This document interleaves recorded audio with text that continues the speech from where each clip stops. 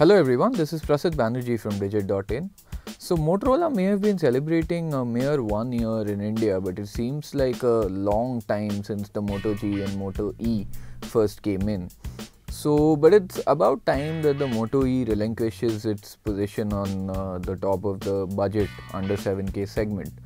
So it's going to be taken over by the Lenovo A6000, which follows in the same footsteps, upgrades on the hardware, and brings you a ton of new features, so to speak, but at the same price as the Moto E. Of course, the phone has now dropped its pricing, but the Lenovo A6000 costs the same as the Moto E originally did.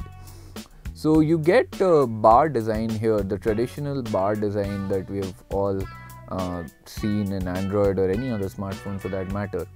But this back has while it's plastic, it's got a mattish feel to it, which makes it feel quite premium. Also, there's a slight curve on the edges, which again adds to the premium value of the phone.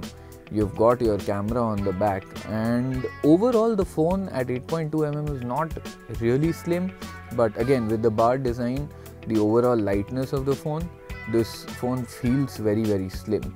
So the profile of the phone is really slim.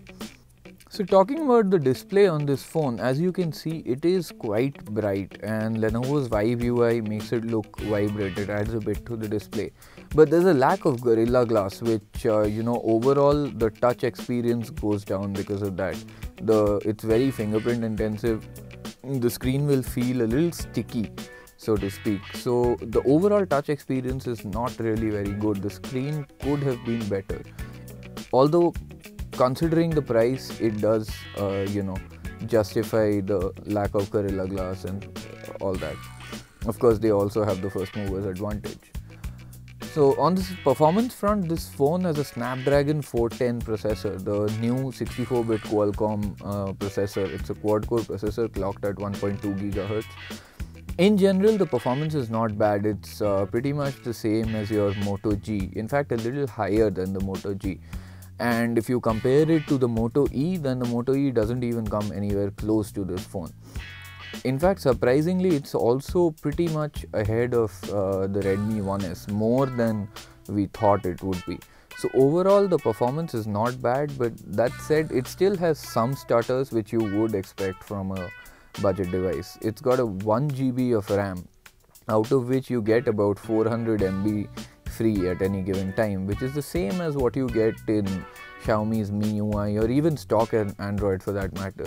So considering all that, as a budget device, this is still good performance. It's not bad performance. The benchmark scores on Antutu go up to 20,000, which is pretty good for a phone that costs only 7,000 rupees. The highlight of this phone, although for us, was the 8-megapixel camera on the back. This camera is one of the best we have seen in the under 7K segment. That said, it still can't take over from the Xiaomi Redmi 1S, which is still the best camera in this range. Images that we took from the Lenovo A6000 came out a little subdued, so to speak. So the Redmi 1S takes brighter pictures, but in general the camera is still pretty good, also with very good low light performance. So finally, if you are thinking of buying this phone, this is definitely not a bad phone from Lenovo. It's got a removable back, but what Lenovo has here is a first mover's advantage that no other company is selling a Snapdragon 410 powered phone in India right now. So that gives Lenovo an advantage, and if you need a phone right now, then yes, you can go ahead and buy this.